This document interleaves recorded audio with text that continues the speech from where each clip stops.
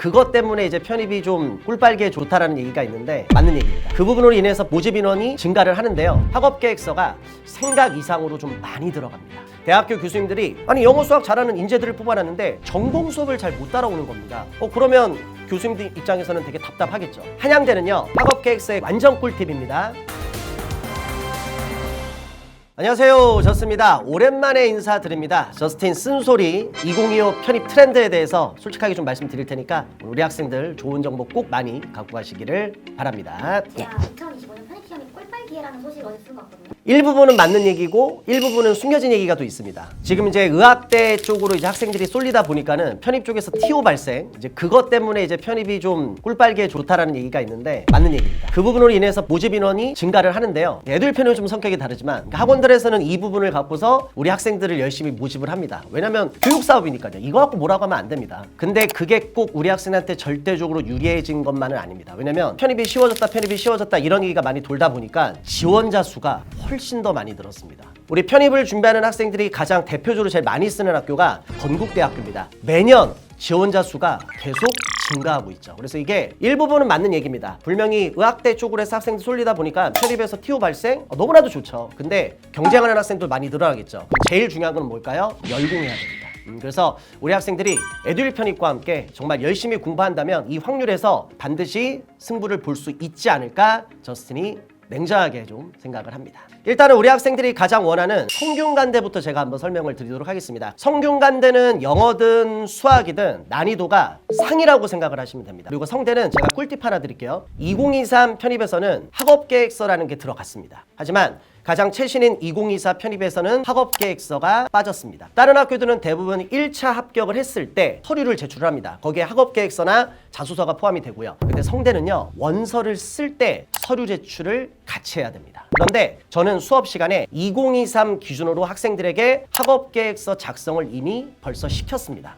왜 그럴까요? 처음에 원서를 낼 때 제가 서류 제출한다고 그랬죠. 근데 학생들이 원서 쓸 때 그거를 딱 보고서 준비를 할 수 있을까요? 안 됩니다. 사전에 준비를 해야 됩니다. 제 제자들 같은 경우는 기본적으로 학업계획서 구성을 잡아줍니다. 기본 구성만 딱 봐도요, 아, 내가 남은 기간 동안에 어떤 서류들을 어떤 식으로 내가 준비를 해야겠구나, 이런 틀이 잡힙니다. 그리고 이제 두 번째는요, 성대 같은 경우는 1차 합격 시 일반 편입 같은 경우는요, 면접을 봅니다. 면접에서 교수님들이 직접 물어보는 거에 대한 대답이 학업계획서의 내용과 일치할 수밖에 없습니다. 그러면 우리 학생들이 학업계획서를 미리 작성해 놓으면 그걸 통해서 면접을 먼저 대비할 수 있다는 장점이 있습니다. 그리고 가장 중요한 세 번째인데요, 학업계획서 같은 경우는 모든 학교가 물어보는 게 거의 다 같습니다. 그러니까 물어보는 내용이 똑같으니까 성대를 기준으로 학업계획서를 작성을 해놓으면요, 나중에 다른 학교 학업계획서를 제출할 때 그대로 활용할 수 있겠죠. 그래서 이 세 가지 이유들로 인해서 2025 대비하는 지금 학생들에게도 이 서류 준비를 벌써 시키고 있습니다. 특히 2025 편입에서는 정말로 중요할 겁니다. 미리미리 꼭 사전에 준비하시기 바라고요. 에듀윌 편입은 모든 것들을 다 도와드립니다. 자, 두 번째 학교입니다. 자, 상위권 학교에서 또 우리 학생들이 가장 원하는 학교 중에 하나가 서강대입니다. 일단 난이도는요, 상위권 학교에 비교해서 중 정도라고 생각을 하시면 됩니다. 그러니까 우리 학생들이 좀 풀만 하겠죠. 근데 서강대는 좀 특이한 게 뭐냐면 여기는 전적 대학 성적이 들어갑니다. 이게 보는 관점에 따라 다른데 어떤 분들은 그렇게 얘기하시는 분들이 있어요. 기본 점수가 어느 정도 주어지니까 전적대 성적이 그렇게 중요하지 않다. 근데 어떤 또 분들은, 솔직히 저는 이쪽에 포함이 되는데, 전적대 성적이 생각보다 중요하다. 왜? 전적대 성적이 그렇게 많이 안 좋아도 나중에 영어든 수학이든 한두 문제로 커버할 수 있다. 맞는 얘기거든요. 근데 실전에서 그 한두 문제 더 맞는 게 절대 쉬운 게 아닙니다. 한두 문제를 이뤄서 합격과 불합격이 결정되고요, 예비 번호가 완전 달라지거든요. 그래서 지금 학교를 다니고 있는 학생의 입장이라면 시험 기간에는 그래도 좀 집중해서 학점 관리를 조금 하는 게 당연히 유리할 수밖에 없고요. 선생님, 저 이미 학점이 다 나와 있는데요. 그럼 뭘 걱정합니까? 한 문제라도 더 맞게끔 더 열심히 하면 되죠. 그러니까 본인한테 주어진 환경 안에서 최선을 다하게끔 제대로 된 정보를 갖고서 공부하시면 되고요. 이 부분도 에듀윌 편입 모두 다 도와드립니다. 세 번째 학교는 한양대학교입니다. 자, 한양대학교는요, 영어든 수학이든 난이도가 높습니다. 상의 난이도가 되고요, 이제 1차 합격을 했을 때 학업계획서를 또 제출을 해야 됩니다. 한양대학교는 학업계획서가 생각 이상으로 좀 많이 들어갑니다. 대학교 교수님들이 아니 영어 수학 잘하는 인재들을 뽑아놨는데 전공 수업을 잘 못 따라오는 겁니다. 그러면 교수님들 입장에서는 되게 답답하겠죠. 한양대는요, 학업계획서의 완전 꿀팁입니다. 제가 이 학교에 3학년으로 중간에 편입해서 들어가는데 저는 이런 준비가 다 돼 있는 학생입니다.